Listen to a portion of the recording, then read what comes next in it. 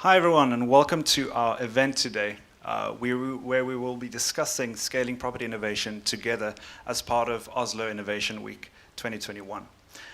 We have an incredible panel of speakers today, and I really hope that industry partners in property and construction can hear why collaboration is important, that investors can get a better understanding of the Norwegian market and the Nordic market, and that startups will be able to get insight from key stakeholders in the market itself. Our panel of speakers include Henrik Taubel, the co-founder of PropTech Norway and lawyer at Wiersholm. Then we have Daniel Sjøberg from Ubos, CEO. We have Clara Ritter from PropTech One Ventures as the Nordic associate. And of course, Andreas Juhl Rysjo from Møller Eiendom, CEO. So I think I would like to just get straight into this and tapping into this idea of a market where it's a little bit smaller in comparison to the States. But that doesn't mean that smaller actors, medium actors, and larger actors have to distinguish between each other when it comes to involving startup collaboration. And Andreas, in your case, Møller Eiendom, it's been named as the new kid on the block. You guys are about 40 employees at Møller Eiendom. And the thing that I would like to address typically in the industry is the fact that there's a common fear that getting involved with early stage startups is a bit risky. It's a lot of resource focus that has to go into this. And I think typically people can think this is a waste of their time. So in terms of Møller decision makers, when I first met with you, I remember that before we could even leave after pitching, before we could even ask you about a follow-up, your decision makers immediately said, "When do we see you next week?" And that to me was an incredibly positive experience as an entrepreneur who is looking to the industry itself to guide, to support, and to understand better from our perspective. And my question from that sense would be, why is this important to you at Møller Eiendom? Why should this be important to other industry leaders? Well, yeah, we're using quite a lot of resources on this, and I think for us it's an important and sort of growing part of our culture. As a real estate company, we pride ourselves in exploring and developing future-oriented real estate concepts and real estates, and we find that sort of taking the vibe or the pulse on the startup scene is an important factor in that work, and we find that sort of teaming up with often young entrepreneurial minds, people that are tech savvy, that are sort of have a creative urge, it brings a lot of ideas to the table, which often not viable in themselves, but it sort of creates a notion that we have to go back and reassess our current business model. So it challenges us in a big way, and I like that, and I sort of always urge my people to spend time on things that aren't necessarily their core business today, but that might become that in the future. And I always also found it strange that sort of the real estate industry, at least in Oslo, mainly consists of men in their 40s, 50s, and 60s, often from the west side of the city, while our customers are a much more diverse group, both in the residential zone and also in the workspace. And I think it's important for a real estate company to sort of adapt their organization and their thinking to that perspective. And we're not able to recruit from all parts of the population, but we're able to work with different companies and get involved with companies that represent some of these segments, and also companies that sort of uses tech to give us a better decision making. So yeah, that's why we do it. Yeah, and I think that's going to become increasingly important because, of course, you have this internal knowledge flow that's happening. But, I mean, you also put that back into the market when also then helping mature the startups and the companies that are coming up with the ideas that could be useful. But this is kind of an interesting perspective, I think, from your side, Clara. You are with PropTech One. You guys are really steaming through venture capital in the industry. You've seen over 1,000 deals across Europe. So from your perspective, if you think about startup collaboration with industry partners in this sense, what are, if you could name maybe 3 of the biggest misconceptions that exist today about collaboration and scaling that corporations and startups should correct when trying to establish these partnerships? Yeah, happy to do so. I think, like, especially for the PropTech sector, for the real estate sector, it's such a huge part in order to foster innovation, to also have these collaborationships. And that's also why we have people in our fund invested that have a strategic angle to that, because we want to foster that collaboration. But I think what is sometimes mistaken in that field is that you focus on like one partner or like one sole partnership, like 100%. And you, like on the startup side as well as on the corporate side, you put all the effort in that one collaboration. And that is, I mean, that is basically the opposite of de-risking on the startup side as well as on the corporate side. So if you're on the corporate side only working with one or very, very few startups, you don't see what is happening like everywhere else. And if you're on the startup side only working with that one company, you might end up developing a product that is perfect for the company, but for no one else. And I think that is something we have seen in the past years that might end up in like a lot of difficulties for PropTech startups.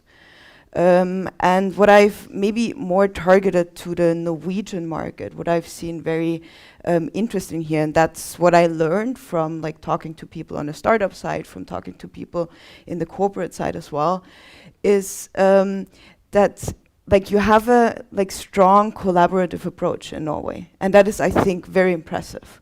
That is culturally like deeply rooted and very impressive. But with having this collaborative approach, you sometimes forget about building a company on a global scale, because you tend to build a lot of collaborative partnerships within Norway, and then you have the whole market, and you feel like, yeah, I'm on a good road, I'm developing great partnerships, but then it's only within Norway. And I think that is something that is really good as a blueprint, and I think the Norwegian market is especially a nice blueprint to go, like to then go maybe to Germany, for example, and say, look, this has worked in the Norwegian market, why don't we try that in Germany? And it's though important to like still continuously look outside and not to be stuck with that, like with the Norwegian market. That's a very good point. But you touched on something that is quite special, and it's even one of the tracks now, of course, at Oslo Innovation Week, is this idea of the Nordic model. And the Nordic model can be seen in various ways, but one important difference there for me is that great deal of transparency and sharing and kind of trust that exists today. And we see a lot of that. I mean, Andreas, in your sense, you've said it yourself that sharing culture is held really high at Møller Eiendom. How would you advise startups then to kind of better facilitate share culture when they want to go towards Møller Eiendom and thinking about your goals and thinking about where you want to go? How do they better facilitate that share culture to adapt along with you in this time? Well, it's important that they understand that there's a huge sharing culture in the real estate sector, and I think it's important, at least in the cases where we are both sort of trying out or collaborating on the pilot, and we also are assessing whether we should be an investor as well, that we don't spend a lot of time sort of negotiating these sort of options or commitments to invest, but we keep it open. We try to find out whether there's a good chemistry in the pilot, and if there is, then we can also be an investor. And from our perspective, we never want to sort of gain any sort of sustaining competitive advantages to the industry while we're doing this with the startups. We want to share everything that we find with the industry as such, and that should be in the interest of the startups as well. So that's why I think it's quite easy for us to sort of find common terms to collaborate.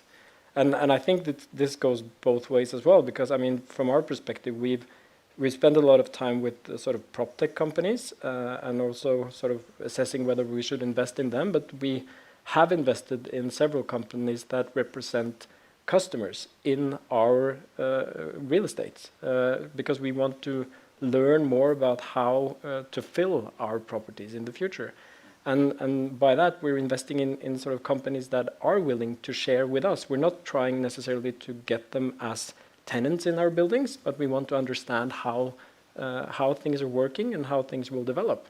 So we've invested in both the Mesh and Neue House to understand co-working. We've invested in Fotografiska to understand culture. We've invested in we're actually in the process of investing in something called Flott Fond to understand F&B and hospitality. And I think that's definitely something that gives us the access to sort of becoming better real estate developers. So it goes both ways, this sharing culture. Yeah, I like that because it kind of reminds me of a statement by Reid Hoffman, the founder of LinkedIn, who once spoke to I think it was Shopify CEO, and they spoke about this idea of the virtuous cycle, how to actually go into a market that could be highly competitive, that could be a situation where a startup comes through. Why shouldn't you just internally develop what they're developing? Like, there's this idea and this fear that can typically sit with that kind of risk. But the virtuous cycle is exactly intended to go out in the market and saying, I'm here to facilitate what you like to develop. In turn, you are also winning from this transaction, and I'm winning through this transaction because from my perspective, I get to evolve, I get to transform. In a time where a slow industry like real estate could easily be left behind. It could easily become this outdated dinosaur. And I know they are busy recreating mammoths in the States right now, but I'm hoping that we won't get to that point in time where we actually look back and say there was a twist that could have occurred, and we didn't actually jump on the train to kind of transform when it was necessary.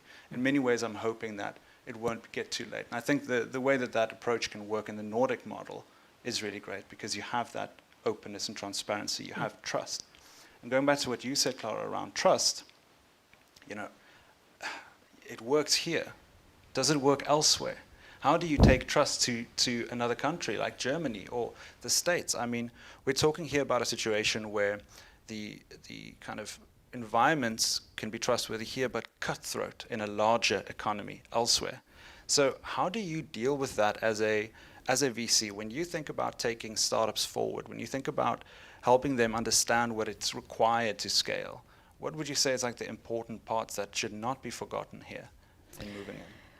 I think that's what you exactly see in Norway itself. Like when you meet people here, no matter which industry, you immediately feel that level of trust. You immediately feel that open-minded mentality. And people here are eager to try out new things. They like innovation, they foster innovation, and they want to drive things forward. And maybe comparing this to the German market, where Germans, I would say, are skeptical at first. Norwegians are curious at first. And we like to try out new things. We also like innovation, but we also like if we already know it works somewhere else. Like, that's what we love to do. And that's also why I think the Norwegian market is so appealing out of the perspective of someone who is operating from Germany, because you see all these entrepreneurs, you see all these corporates trying out new things, being on the front of innovation, and also wanting to bring that outside. But maybe someone else needs to be there to help to bring that outside and to actually build that bridge towards other countries. And I think that's exactly the role we want to take, and that's why we think the Norwegian ecosystem is so interesting to us. You've mentioned before that there are two critical components when also thinking about scaling, and this is, of course, cultural fit and strategic customer acquisition. Could you maybe give some more context behind the thoughts around those? Because you would hear something like strategic customer acquisition and think, but that's obvious. Come on, obviously you're going to go for that. But where does cultural fit play a role then, and how do those two things bounce off of each other, if at all, from your side? I think it's like on the one side, what I've already talked about, like this level of trust and this open-minded mentality. And I think like in terms of like the strategic customer acquisition, I think that's something the Norwegian ecosystem is fostering a lot, with giving people a very like stable social network, like a very safe place to be a founder. Then also having a lot of support on the startup side, like programs like Antler, like the Startup Lab. So actually fostering all these, or like enabling all these people who want to take the risk to take one step further. And I think then as well, you have the funding here. There is a lot of money, there are a lot of opportunities. I think what is maybe missing in order to bring that even further is someone who understands like the real estate industry, who understands the venture capital industry and brings things together. But I think actually everything is here. Oh, well, that's a super positive sentiment. Then I think that's, you know, I don't always hear enough being said outside, and I was outside of this market about the Norwegian market in that sense. If you think about investment, if you think about what can come out of this market, we hear a lot about it here. But outside, I think there's a lot more to be said. There's a lot of these great values and virtues that should be shared with the world, and that's why I hope that these can be taken into the market. You know, as a non-Norwegian coming into the country, I always say that I can see things that are familiar to me, things that I have gotten used to in my own life, but then there are these magic things out of Norway, this sense of trust and transparency that I think a lot of countries could value more and hopefully stimulate this kind of environment, even where, you know, the economies could be a little bit more cutthroat in a sense. But it's easy to hold on to dreams, and I think that's why it's important for us to start understanding also the realities when it comes to that responsibility of taking something so golden out into the market. But yeah, thank you so much. That's I'm keeping that one with me. I would like to turn over to this side of the couches, to you, Henrik and Daniel. You know, we can't have a discussion on PropTech, especially not a discussion on PropTech in Norway, if we don't talk about Spacemaker. This is a company that a lot of people have had very high hopes for when it comes to the whole race towards the unicorn of Norway. And it is a company that performed, and I think outperformed in a lot of ways that other PropTech startups did not necessarily expect to be realistic at the time. And there were always these strange and interesting notions around Spacemaker that we found to be super inspirational as entrepreneurs coming into this market, and especially when we think about scaling beyond it.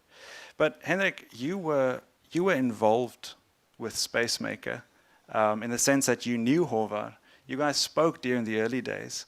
And I mean, this was during your time when you, of course, co-founded PropTech Norway, right? Is that correct? Yeah, so spoke to them pretty early, and I think they did a lot of things right. The first thing they did was to go to the industry and ask them, what do you need? So when they only had the kind of a PowerPoint, they went to a lot of these big real estate companies to test out their product, but they also came to us as a law firm and asked us, like, do you think this would work? And we would say that, well, if you don't consider the rules and regulations of the property, why this product makes no sense, because then you cannot develop it, even though it always looks good on paper. And then, of course, they worked on those things, and they did that, but they also had the big they had backing from the industry from an early stage. But what I also think to this subject that they've been were struggling with early, and a lot of companies were struggling with, was that there was actually no venture capital in Norwegian PropTech in those early days.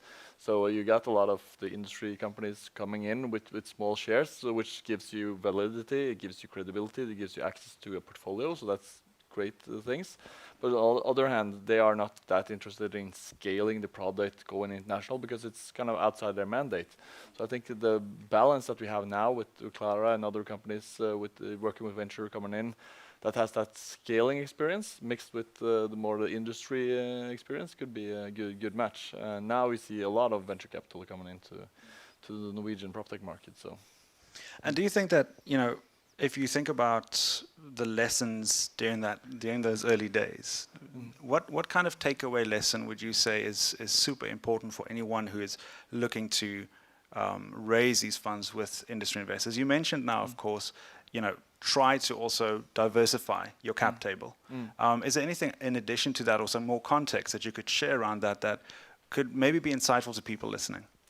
Well, I think Sonja Horn from Entra said it best in an interview. She said that there's so many PropTech companies coming to us with all these small things and saying that, well, this is the best sensor in the world. Entra just have to develop their own software to use it, and they're not going to do that. You have to focus on not your tech, but the problem that you are going to solve. Entra, or Ubos, or Möller has this problem, and you should, and this is the solution to solve that problem, and we can take care of all aspects of that and think more like that. I think that's a good way to do it, and then also to really, from a very early stage, to go to industry players and talk to them and ask them if this product makes sense, because you always get a lot of feedback from the start on where to go and what to do, and I think in the early days, a lot of companies missed both those aspects. They had kind of the wrong investors, and they didn't really solve a problem in the real estate industry. They had super tech, but they didn't really match with the needs of the real estate companies. And then you can have as great as of a product as you want, but if it doesn't really solve any problems, then it doesn't really matter. So that's a good way. Some advice, takeaways from the beginning. And I think the companies are way better to do that now, and they have more. But the industry has changed a bit as well. Today, if you had a new idea, it would be easier to go to Ubos or go to Möller or go to some of the other companies and talk to them. But 5 or 6 years ago, that was kind of it's harder because the companies didn't really have a kind of a PropTech strategy as they have today. Yeah, I mean, thank goodness for that progress then.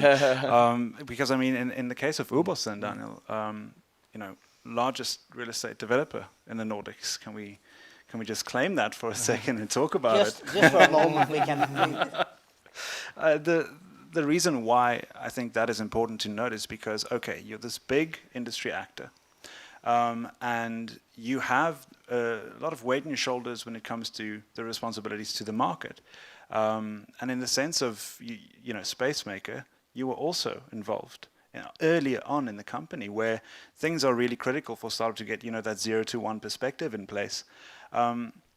If we go back to those first few months where you were involved and understood what was happening and how kind of things had to change at Ubos at that point in time to accommodate this kind of growth for Spacemaker in time, how would you say that has been changing in Ubos? How's that perspective changed, and how do you feel about, Nordic companies going out globally and the support you can provide?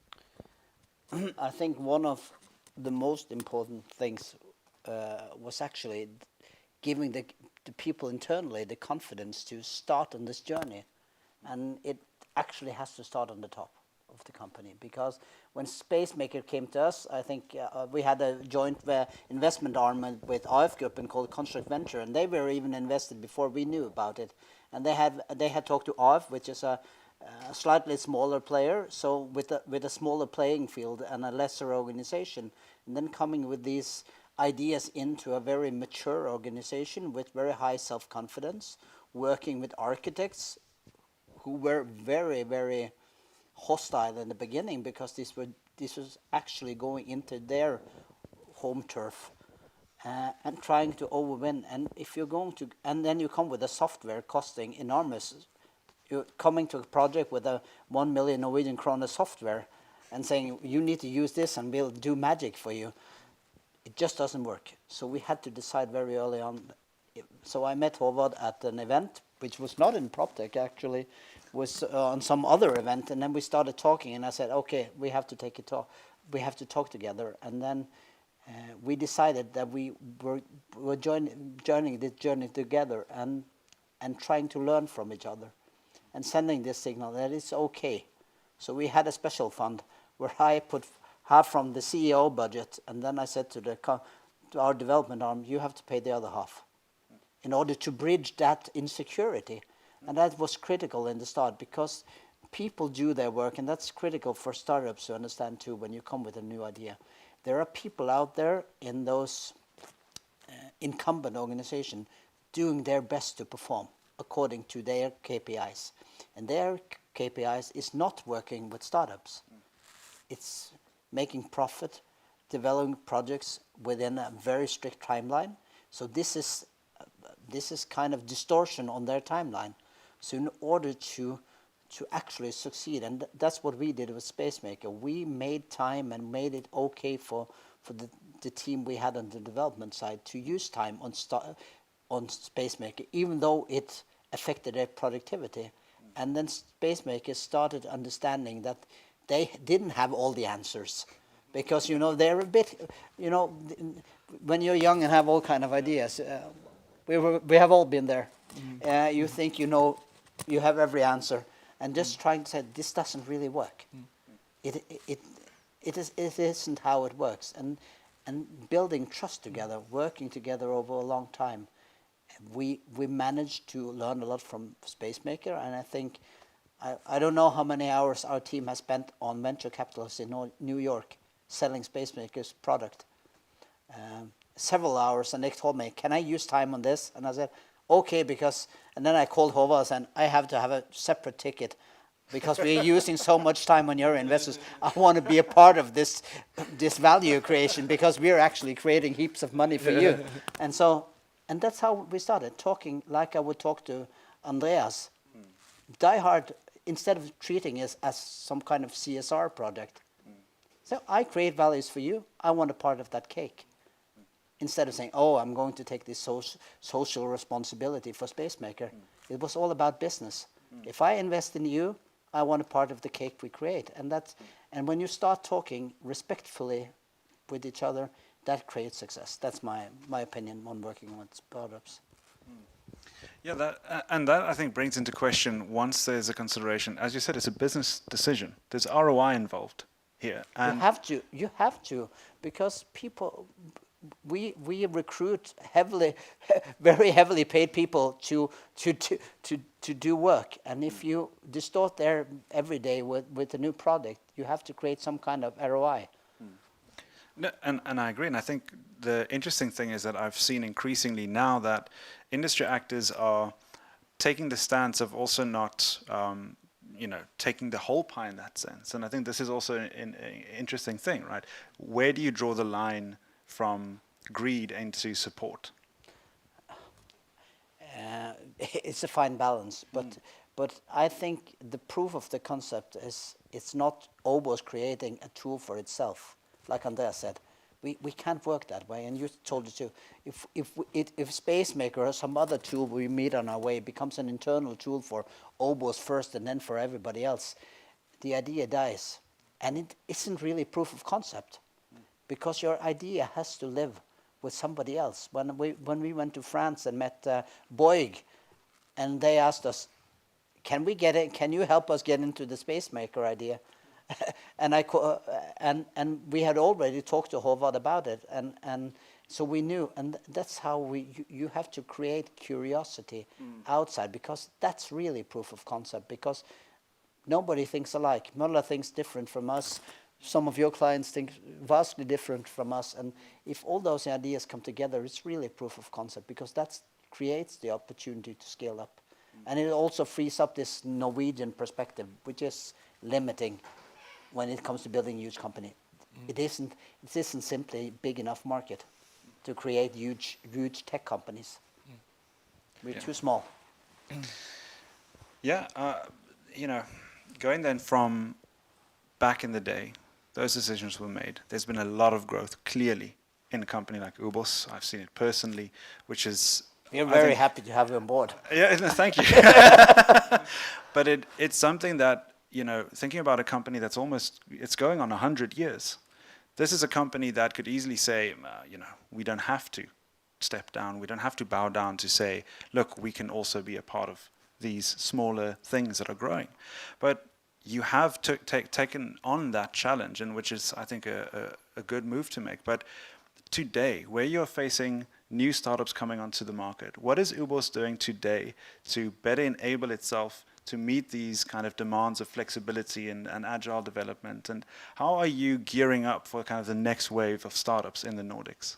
I think it's important to remember we were a startup originally ourselves with the same idea. Two people starting up with an idea of solving a big problem, and they didn't have anything. It's much similar to, but no tech. just ideas and hard work in the start. So I think it's all about building a culture, first of all, trying to really build a culture of curiosity, because it starts, like Clara said, it's all about the curiosity and building that culture, because that allows people to think new ideas outside the main frame of what the business model is today, and whatever Daniel thinks is right as the CEO, it allows other people. That's the first thing. The other thing is to attract talent outside of the boundaries of the traditional recruitment pool. So we have recruited a lot of people like yourself, like people from tech environments, trying to take in that competence in-house, but not only in this little tech team and this startup team we have, but in several parts of the organization to integrate. Because if you only have like an innovation team or we have our own venture team, if those people only exist there, that's their little corner. We have to have that competence all over the place in order to, when we see a new business idea, what we do very early is involve the business line and see if they catch up on the idea. If it's only a good idea in the head of the innovation team or the investment venture part and not in the business line, we tell the startup very early that it isn't something for us. And that can be a very hard idea, a hard message to give back to somebody with the right idea, but if the enthusiasm isn't there, and if we haven't built that internal competence to handle relationship with startup partners, we aren't moving on. But I think my role is all the time to drive this business to regenerate and to be able to solve the next big thing. And we have that in our strategy. We have called it the next big thing, always constantly drive. So conscious decisions, capital, and people is my recipe for success. Fascinating with Ubos and what Møller are doing now as well, because I just always found it fascinating that if you take Netflix, they come from outside the movie industry and disrupts the industry, and it's the Uber comes from outside the taxi industry, disrupt the industry, and you see in real estate, where do these companies come from? And you would expect them to grow in the real estate companies. Like the real estate companies have the money, they have the people, and they have the experience and portfolios.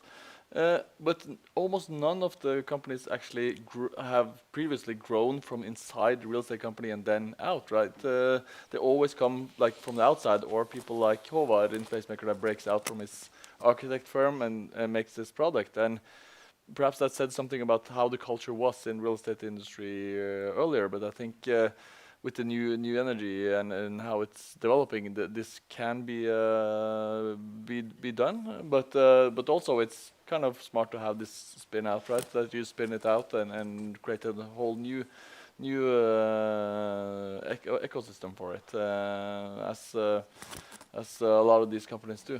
It's like we done with Expo, trying to free it up from being an internal IT project within one of our construction companies, trying to spin it off in an internal company. But it's difficult, you know. It's difficult to be a very small corner of a huge corporation. So I think our main strategy would actually be working with external factors, with that drive, that enthusiasm, that willingness to put your own skin in the game.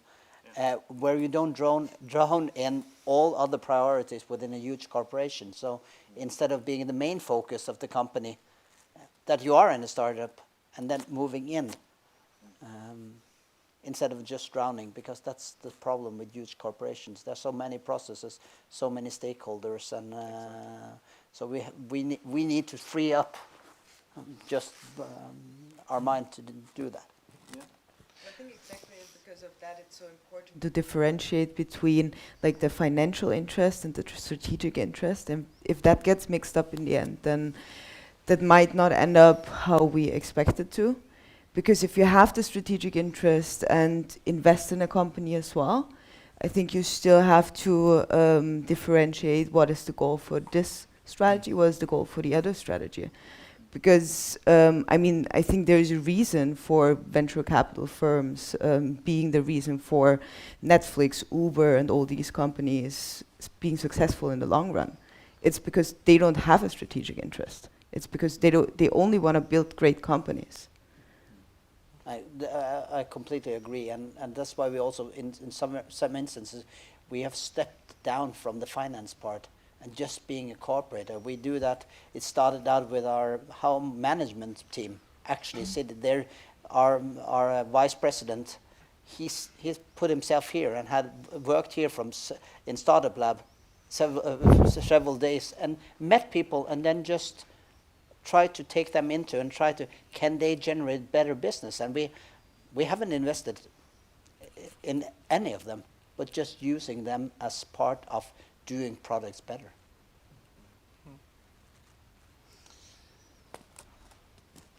I'm wondering if there's a consideration there from the VC world, if we're talking about, because you just mentioned, there's a pure financial interest there, but at PropTech One, you guys are a mixture of real estate professionals and financial professionals. You can, in a lot of ways, startups could easily say that, well, if I can get money on the table, I'll take it. But there is a strategic decision to make with every investor you take along with you.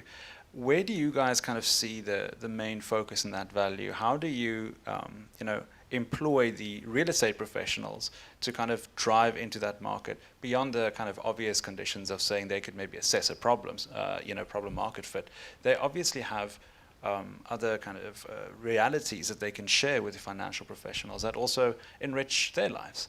So could you maybe elaborate a little bit on that, Clara? Yeah, I think that is like one core part of like why we do what we do, and like talking in very practical terms. So when we are in the investment team looking at a deal, we are of course at some point talking to one of our LPs, because I cannot tell about myself that I know everything about the real estate industry. Of course, then I cannot assess a case properly. But then it's for me important to take someone from the outside with me that looks at the product from like a more traditional perspective, assesses the product from that perspective, and then I can take that with me and interpret it in my own way, like looking at from the tech angle again and looking from the venture capital perspective again. And I think that type of collaboration is something also our LPs value a lot, because that's their way of also getting to know more tools and getting to know like how startups are thinking and what they're working on. It can of course, there's always the opportunity to do events and bring people together, but on that very practical terms within the deal flow process, I think that's a very nice example of how to integrate the collaboration between the two sides in a day-to-day business. Yeah, and it touches on, of course, then how you bring people into the company. As you said, Daniel, like, who do you employ? Who do you bring into the workforce? Andreas, you guys have also been growing a lot in that sense, right? In Møller Eiendom, you're looking for the right type of people to bring inside to also better adapt to this world of transformation. Do you have any specific kind of tips to anyone out there who's looking to do the same, who might come from a smaller property development firm that would like to also grow into a space where they could easily start also collaborating with startups, if you're thinking about your internal hiring structure or strategy? Well, I think I'd definitely go with Daniel's advice. It has to start at the top. It has to start with someone who understands that this is a good way of doing business. You have to see sort of what's good in the long run and not just in the short run. And I think from my perspective as well, I mean, we've been talking a lot about the Spacemaker story and Construct Venture, and back in the days I was part of AF Gruppen who was partnered with Obos in that investment. And sort of the boldness in what AF Gruppen at that point did. They were a construction company. They have never been into the venture scene before. They decided to do that, sort of a quite bold decision, but I would say that it was quite influenced by Daniel, actually, because Daniel, as Obos, was one of the major shareholders. And when Daniel sort of said that I'm going to go with this, then the board in AF Gruppen and the people in they suddenly understood that, okay, this is sort of the future. So you have to set some clear vision from the top, and if you do that and sort of stimulate your people to start understanding that this is a good way of exploring the future opportunities. Great. Henrik, I want to kind of bring this in almost to a close and asking you, from your perspective now, and the work that you have done through Vishholmen and working with the kind of cases that you guys have typically, and the work that you have with PropTech Norway, what should global investors and VCs know about the Norwegian market to better support startups that are looking to scale beyond the Nordics, that are looking to grow out into these other environments where these investors or VCs could come from? Well, I've been with PropTech Norway. I've been traveling a lot around and looking at PropTech all over Europe and the US actually, and especially in my last job in WeWork, we had a lot of PropTech companies assessed, and we looked at them. And what I found, and what I truly believe, is that even when I was in New York looking at these companies that MIPIM PropTech, then I just found the level of tech much higher back home where I came from. I expected it to be better, the product, but these companies still had $100 million fundings, right? And the Norwegian ones had nothing. And if you go all to other countries in the Nordics, like Finland or go to Stockholm, there's so many of these great tech companies. But I think if you're talking about from the Norwegian angle, I think we have a huge edge here, and that's that we have a very high-tech environment. And then what I saw was that a lot of, because the PropTech boom actually started in 2016 around there, and it really corresponds with when the oil prices dipped in 2015-16. So actually, I had a good friend working with pipeline engineering in a big, one of the biggest firms in Norway, working in oil and gas. And he quit this, or he lost his job, and then he tried to find work in real estate. So he started in a construction company, and he was used to working with pipelines in the North Sea and using all this heavy tech and BIM models. And this sounds like futuristic, but this in 2015, you can find this on YouTube with Maersk as well. They had AR glasses and walked around on the oil platform and noting things with AR on the platform, and then it was directly transferred to the BIM model, and then people can look into that. And this is years ago. And then he started in a construction company in 2016, and everything was on paper, and he was shocked.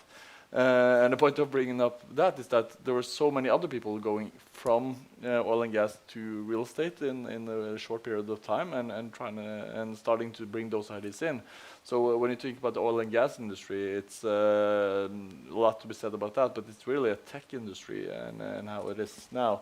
And in Norway, we have access to all that competence and tech, and if you bring those people over to real estate, a lot will happen. So to foreign investors, I would say that the products in Norway and in the Nordics they are really world-leading, and I truly mean that. And I have seen so many products, and I cannot see anywhere else in the world where the level of tech is this good.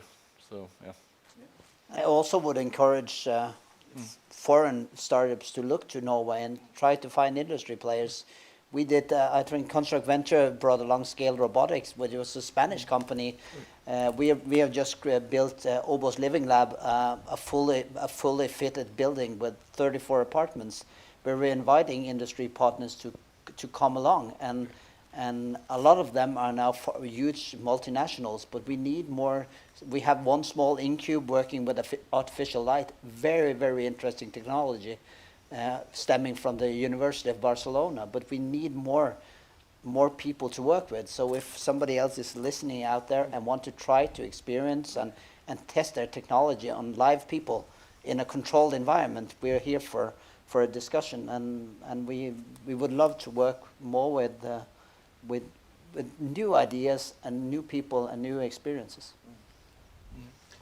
Yeah, I think you're touching on a very important side here, which is, of course, the diversity angle. Introducing that into the Norwegian landscape obviously enriches everything, and that's something I think I'm sure you guys see a lot of as well.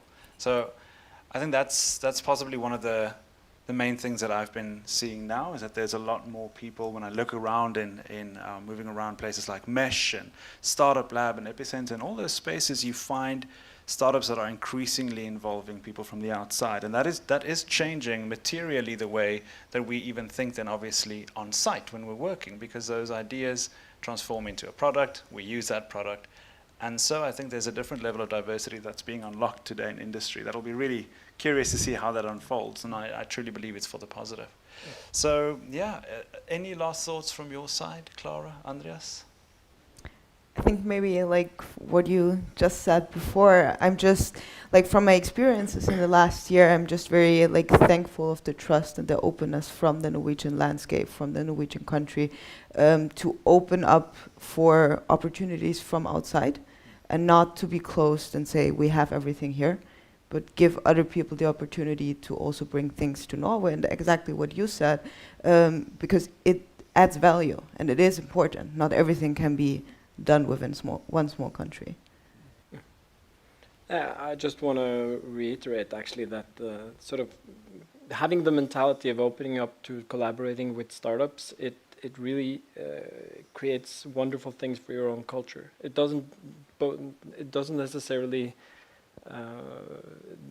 the aim doesn't have to be sort of to get the startup up and running. The aim can also be to stimulate your own culture into seeing things from a different perspective, and that really creates magic.